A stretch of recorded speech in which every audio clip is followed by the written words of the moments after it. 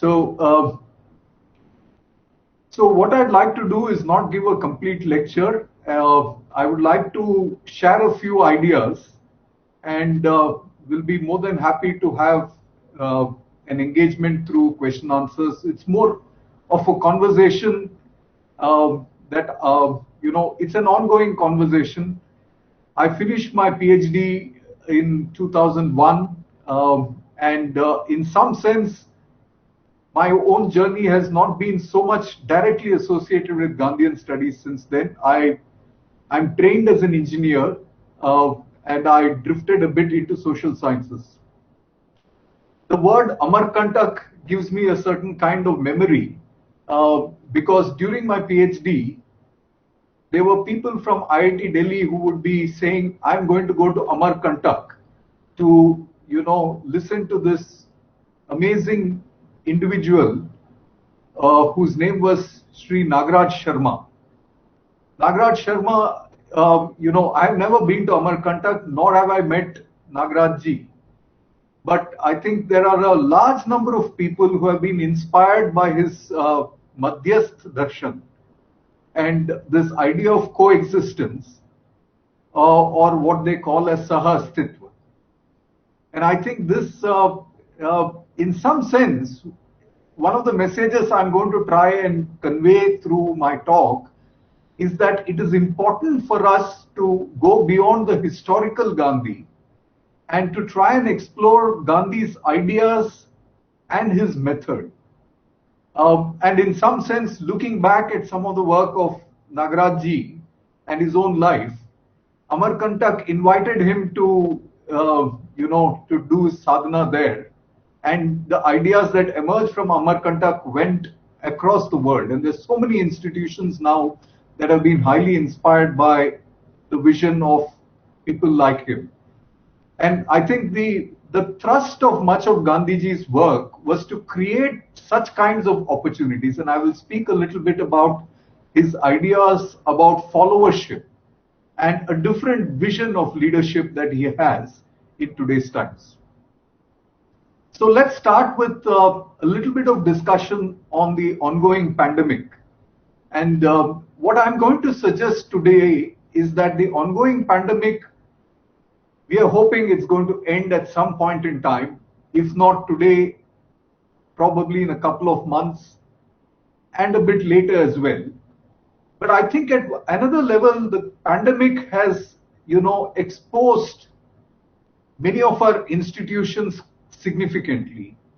And I think it's important for us, therefore, to relook at what is happening with the way we have built the world.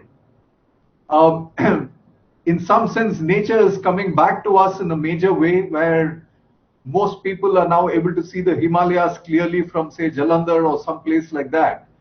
And, it is giving us a certain glimpses of how the world needs to be different. And I think that in some sense, I'm going to focus a bit more in the Indian context of how we need to relook at institutions. This crisis is unprecedented. It is the sheer scale of this crisis is something that none of us in our generation has possibly seen. It has affected everyone. It has affected the big nations and the small nations, the urban people and the rural people. Today, our economy is down by 24%. There's large-scale unemployment of a size that is, somewhere around 12 crores or more. There's a significant loss of livelihoods. So the first phase of the saving grace of all the rising numbers as we have become number 2 is the fact that this emphasis on saving lives has worked to a large extent. And in a sense, the first part of our response has been to focus on relief. How do we ensure that we are able to tide over this crisis? But as I said, let's also see that this is a longer term issue. And it's important for us to think about how do we rebuild a post-COVID world. And a crisis sometimes brings out certain fissures in our existing institutions, but also society. if some of us see the clips of which is floating around on, the way news channels have gone crazy about TRP ratings, that they are hounding people around. Recent demolition of an actor's place, and the news channels were going around interviewing everyone, and someone wore a khaki dress. He says, "Why did you go and break it down?" And he was being hounded so much, and finally he has to say, "I'm a postman. I'm doing my other job." And I think our society has somehow completely, forgotten what is happening around, and our attention is getting somewhere else. And I think that's the challenge that we face with regard to what one might consider the WhatsAppization of knowledge, where the sheer extent of information and an overkill sometimes takes us away from what might be knowledge and insights that we need to look at. And I think one of the things in terms of institutions that has come out in our society has also been captured by what people have now called the gated republic. Uh, I think there's a recent book that has come out on it. It is in some sense highly unjust that the migrants who were in large numbers, official figures was over 1 crore having to move from the April and May, they were given less than 4 hours to try and plan their livelihoods. Whereas we have been going out of the way to create an opportunity for people who are coming from outside India. Our Pravasi Bharats, we invite them through Namaste Bharat. All the protocols are in place. But people traveling 700 kilometers on a bicycle to reach, a lady taking, a girl taking her father on a cycle. And I think the interpretation of it is not that she should be given a training on, how to become a better sports person. But I think it reflects on the fact that our institutions have been crumbling. And this is not to blame one particular government or so. I think it's across the board. And the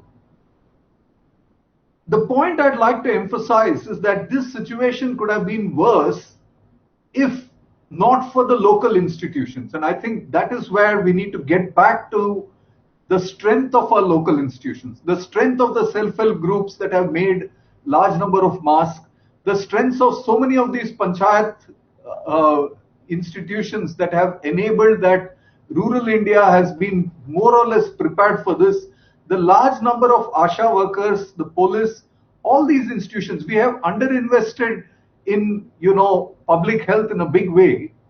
And if you look at the smart cities budgets, the amount on public health has come down. I mean, it's hardly there. There's any, and this is the way we are thinking about a new kind of world. And I think this crisis is an opportunity for us to rethink our institutions. The Prime Minister has given a call for Atmanirbhar Bharat and vocal for India, vocal for local. And I see that as an invitation to engage more on the urban-rural divide and many other kinds of divides that we see. And I think we need to ask ourselves this question: how is it that the marginal, the migrant who has had such poor conditions in an urban situation, the tribal, the weaver, or the artisan, the farmer, how can they actually send us signs of revival? And I think there are some glimpses of it amidst the failure of the manufacturing, the service sectors, etc. Agriculture has shown a positive growth rate. And we've also seen the case that the NREGA, the number of people who have registered for this particular scheme, has significantly increased in the last 3-4 months. And while, of course, there are certain elements, we still have not addressed some of the issues of the handloom weavers who are facing serious crisis across the country. Their stock, they're not in a position to sell it, partly because of the lockdown in many places, and piling up of stocks in many institutions as well. And somehow there has been no response from many of the state institutions which have somewhat become bankrupt. And I think in some sense we need to rethink how are we looking at the nation state. And I think Gandhi becomes important in this particular kind of context. Uh, there is a particular element which we could take up in terms of discussions later, which is about Gandhi's own importance in a vision for higher education. Most of our higher education institutions, my own included, has more or less, ignored Gandhi as part of our syllabus or even as a part of a conversation. And I think that's something that if I were to, in a more mundane kind of manner, if I were to look at the new education policy and I were to search for any quotation from Gandhi in this new education policy, you will find none.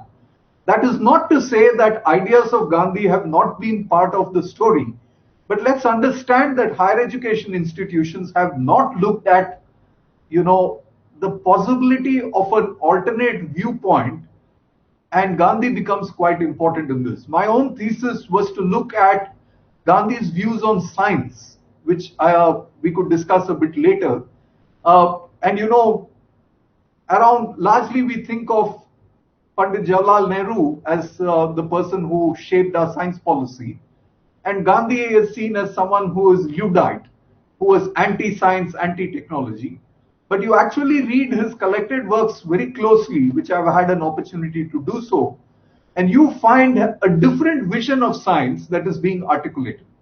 And I'm going to try and emphasize that the same manner, you have a different vision of institutions that, Gandhi had envisioned, which we have ignored largely in Gandhian studies as well, and even otherwise. And many people have been inspired by Gandhi's ideas to set up their own institutions.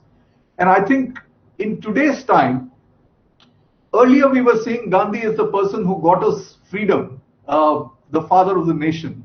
But very early on, Gandhi had always emphasized the need to have a constructive program. And I think this understanding of the constructive program is something that we need to engage with much, much more. He stepped out of, party politics much early. He in fact wanted the Congress to disband itself, having attained, what he would call parliamentary Swaraj, and then focus much more on the institutions. In fact, in the late 1940s, Gandhi had an amazing institution called the Gandhi Seva Sangh. And in the discussions with the Gandhi Seva Sangh, he talks about a postgraduate institution for nonviolence. And I think as we move further, this idea of creating newer institutions becomes somewhat important. There are glimpses of this that we can see in many parts of Gandhi's thinking. One of which has been mentioned in terms of a very interesting article by Umair Haq, who talks about a builder's manifesto. We don't see Gandhi as an institution builder. And I think Umair Haq talks about why we need builders. We do not need great charismatic leaders in some sense. And I think sometimes we look at leaders as someone who can give a brilliant speech. Those of us who've seen some of the recordings of Gandhi's speech, you will find that his speeches are not as effective or powerful in today's context. But I think the emphasis of a leader is not just in, in giving big speeches. One, as was mentioned, by living through an example, a person who had the confidence to say, my life is my message. And the second, through his actions on building institutions that can create a new world. And I think this idea is something we need to look further. Abhay Bang has brought this out brilliantly in a very brief article in the Lancet, where he talks about the fact that today there is a major leadership void when we talk about the pandemic. And in some sense, why Gandhi? It's not a bad idea for us to go back to the Indian who the Time magazine has voted as the person of the century. He was number 2 after Albert Einstein. And I think we need to ask ourselves in this last few years that we've been seeing of too many, kind of changes in the way we access knowledge. Let's not forget that today, since the 21st century, Gandhi has in some sense become more accessible to us. Gandhi is one of the most documented persons in history. Gandhi's collected works are available through the internet for most of us. And it's around the same time that I had an opportunity to read many of the collected works. At that time, of course, not through the internet, but through a CD that the collected works people had put together. There were some errors in it, but essentially one could search, learn along, and understand both the text and the context of his message much more. And I think while there is an overemphasis on the political dimensions of Gandhi, I think the constructive work part of it has not been worked sufficiently. And I think there's some evidence of newer scholarship in that direction. And I'm happy to share a little bit about that. And I think we need to look at Gandhi somewhat differently. Abhay Bhang talks about a 9-point program on why Gandhi is important for a post-COVID world. And I think he talks about a few things. The sheer fact that he encouraged us to have freedom from fear. He cared for the sick throughout his life. And he of course, Bhang talks about, having a new Dandi march because of the situation of the migrants that we have created. And also talks about the fact that we have interfaith and social unity. And I don't think we can talk about some of our ideas of Atmanirbhar Bharat and so on without emphasizing a critical element of the constructive program, which is social unity. And I think today's time, when society has been divided, there's so much hate floating around. I think nonviolence cannot be more important than any other time. There is also the notion of responsibility and the idea of Gram Swaraj. And I think the idea of Gram Swaraj links to this concept of vocal for local, but we need to look at it differently. The constructive program, I think, let's look at some of the fundamentals of it. In 1941, Gandhi wrote about it in the meaning of the constructive program. It originally started with 13, he added 5 more later. And there's one very brief part about the tribals also in that. And let's understand that Gandhi was not a person who interacted as much with the tribals as he wanted to.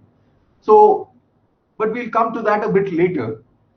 But I think the point essentially is, if we go to the fundamentals of the constructive program, it is an attempt to recast our worldview. We should not read it literally in some sense. It is an attempt for all of us to regain our autonomy. Gandhi empowered the individual.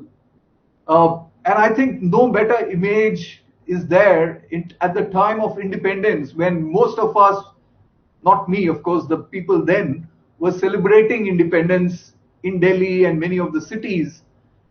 It was this lone man who was fighting a lone battle in Nawakali in Bengal and trying to quell the communal riots there. And Lord Mountbatten has said that, we had a huge army and we couldn't do anything on the western side of Pakistan. And here was one man who was able to bring about a significant change in at least ensuring that Bengal, the undivided Bengal, was peaceful. I mean, that's the power that we're talking of. The power of one individual through an example to change the world. And I think what I'd like to probably briefly get into is talk a little bit about slight differences in the way we look at, what I would call 2 diets. So for most Gandhian scholars, the focus has often been on his document called the Hind Swaraj, which I think is a great read because it is one of the strongest critique of Western civilization as we see it today. And I think we have to posit the nation state vis-a-vis a civilizational worldview. But a civilizational worldview which is inclusive and not divisive. But one of the difficulties is that in some sense, Hind Swaraj was a document that was meant for the intellectuals both in India and the West on why the path to progress is not the best way to go around as articulated there. But what I discovered in the work on khadi and many other cases, that Gandhi has had a different discussion with his fellow workers. And I think this part has been documented very little. So it is in this particular direction where we understand the context, which is in some sense the constructive work, we find much more of why actually Gandhi thought the way he did. And the conversations that he has with his co-workers actually reveals much more of his understanding of science than you might find in Hind Swaraj, for instance. So that's one thing I'd like to make a distinction between the text and sometimes the need as a scholar to situate that text within the context of those times. And it is not necessary for us to try and replicate the same context today because situations have changed, but probably understand some of the principles behind them. The second point I'd like to emphasize is that it's important for us to look beyond the historical Gandhi, whom we don't have access to anymore. It's difficult for us to even speak to Gandhians who probably have had an opportunity to work closely with him. Many of them are, in their 90s, if at all. But I think it's important to focus on the method beyond Gandhi in today's times. And I think there's a great body of work in that particular direction. Also, let us understand that there is a distinction between Swadeshi. I think when we talk about the fact about a boycott of a particular good, whether it is from China or some other place, without a vision of Swaraj, I think we are doing it somewhat half-heartedly. And I think this came out quite clearly when he was trying to propagate khadi in the freedom movement. And there was already a Swadeshi movement, but I think Gandhi's genius was to convert the Swadeshi movement into a movement for Swaraj. And Swaraj is not against anyone. It is your own empowerment that you're talking about. And I think if you look further, it is about our ability to think Indian.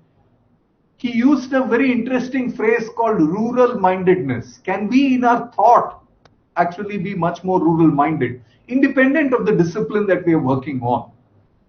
And I think therefore being vocal for local on certain kinds of products is not enough. We need to be vocal for local institutions as well.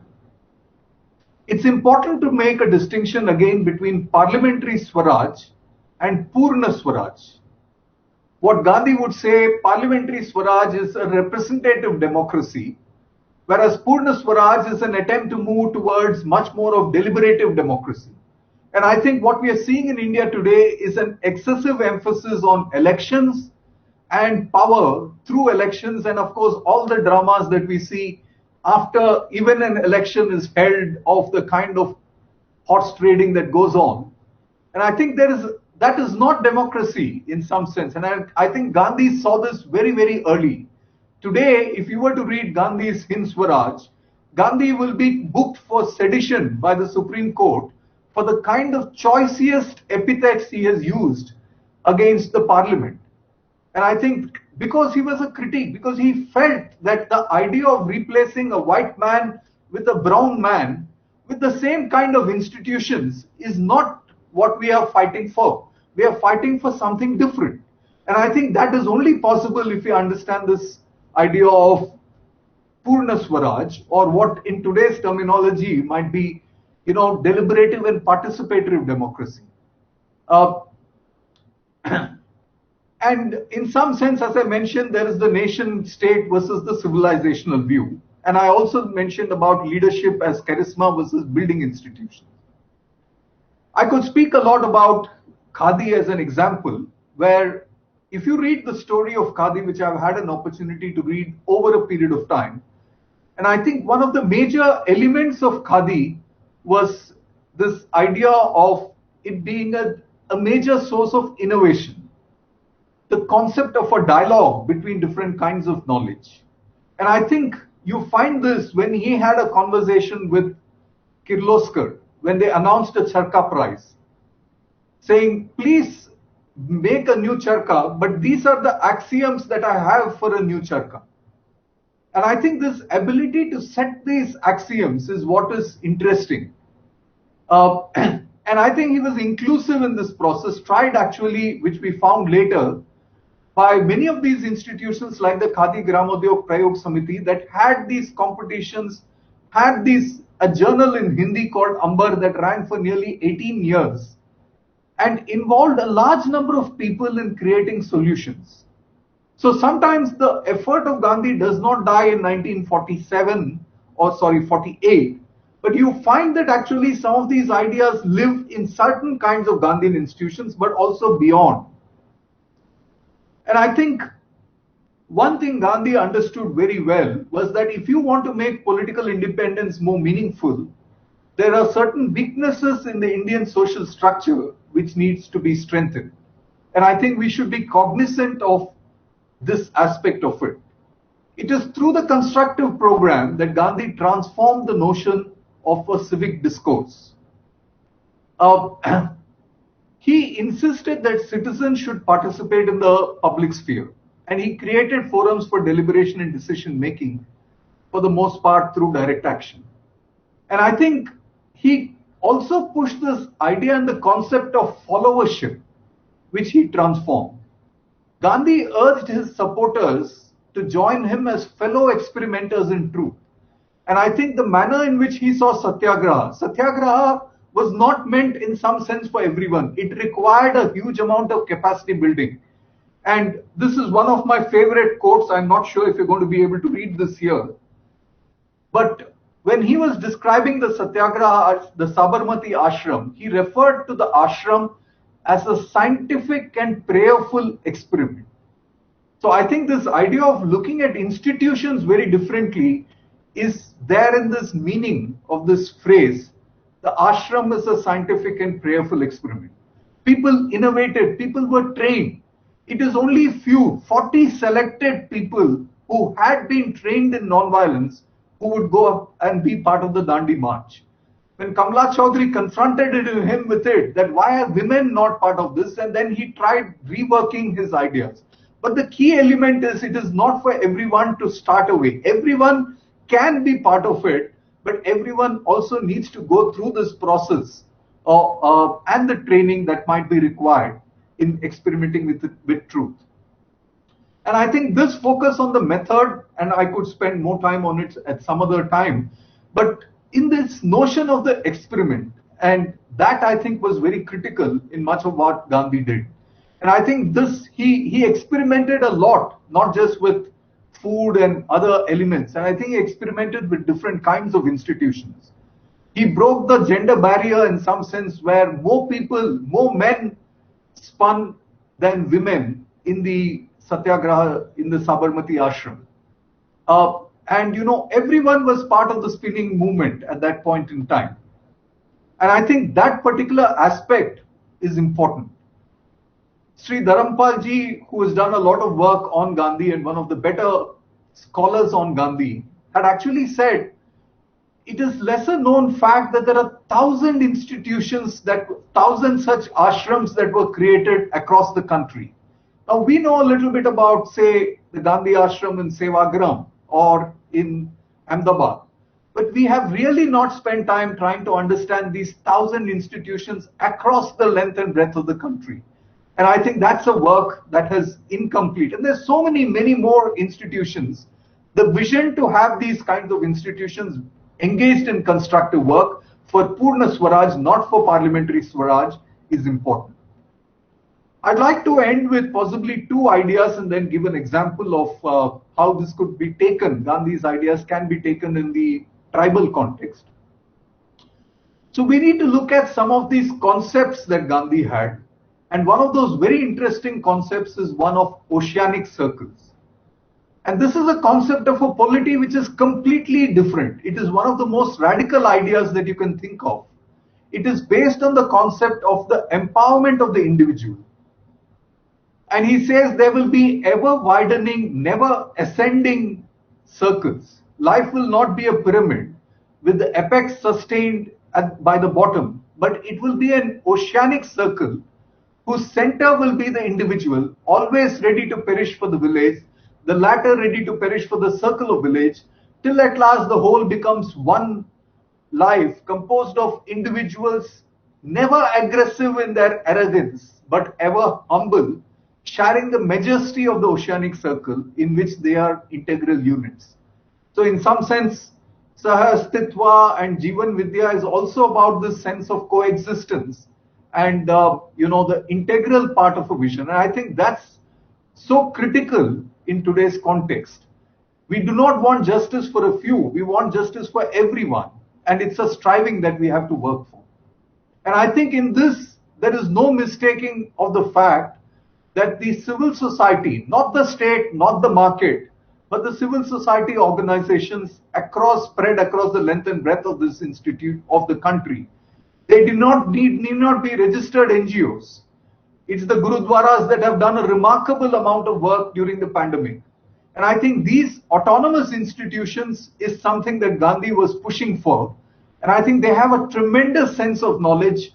And there's so many institutions where the state and the market cannot reach. The pandemic and the lack of relief would have been much, much higher if these institutions did not play a major role in April and May. And I think in terms of the knowledge that they have, the spread across the country, and their commitment to certain kinds of values, the future of India's institutions cannot be without a certain emphasis on civil society as well.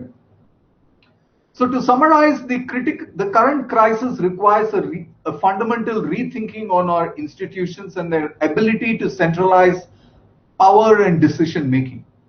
Today, we are seeing an excessive centralization of production in what we see as global supply chains that has made many consumers unthinkingly opt for temporal convenience, masking the violence and ecological and social costs of the goods that we consume. When Gandhi suggested you have to be rural-minded before you can be non-violent, he was suggesting a search for models for the future that would go beyond the possibly necessary but insufficient Swadeshi to the real Swaraj, emphasizing the empowerment of producers and their collectives. A new Make in Rural India movement is probably the call as we go ahead. And I think we need to go deeper and carry out our own experiments with truth. So finally, to speak about the tribal question, and I think Gandhi's own articulation in the constructive program on the tribal question is not so clear. And let's understand this, that Gandhi's own association with tribals wasn't very high. He had some experience with the Zulu tribes in South Africa much earlier. He had, however, encouraged people like Tucker Baba and later people like Verrier Elwin, who was highly influenced by Gandhi, but who set on a totally different path altogether. And I think the method, though, is very clear. And I think there is some part in that where he says India is a very, very vast nation. It's highly diverse. And as we discover this for oneself, one realizes how difficult it is to make good our claim to be one nation, unless every unit has a living consciousness of being one with every other. And I think the tribals, teach us how to be one with nature, something that we have not learned in our own quest for progress.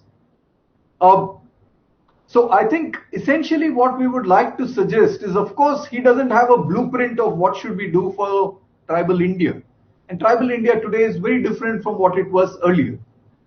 I think it is also the case that if you take Gandhi in a puritanical sense and say, no, alcoholism is not a great idea.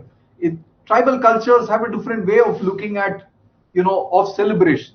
And this is what Verrier Elwin had found when he went to spend a lot of time in central India. And I think he reworked these concepts and came out with a policy of integration with the mainstream, but on their own terms. And that's one of the key elements which we are sometimes at fear of losing. And I think this experimentation needs to happen. Verrier Elwin had done it in ways beyond. Today we are finding the alienation of the tribal being very high. There's a lot of land grab that we are seeing there. It is important for us to get back to their institutions. Their knowledge is so critical for us to find ways to overcome the current crisis and work towards a post-COVID world.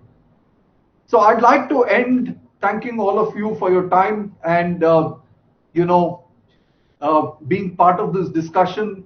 And I'm happy to take a few questions. Some of them have been possibly posted here. I'll have a quick look at it. I shall read it out for you, sir, if you easy. Yeah.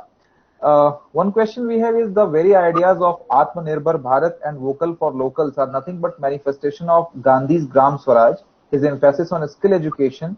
But our problem after 70 years, we are still not having a clear roadmap how to achieve these objectives. Why so, and what better we need to do?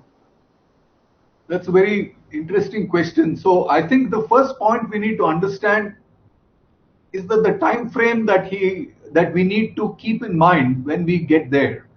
And I think if we want to build an alternative institution, it's probably going to take 20 years, 30 years, and so on. And I think if we do not keep the civilizational vision that Gandhi had, in the time span of a civilization, and India is a great civilization, 70 years is not a very big, time frame. But I think the critical importance is that of certain kinds of fundamentals. And, in some sense, the COVID and the Prime Minister's call has encouraged us to step back a little bit and ask us to look at it.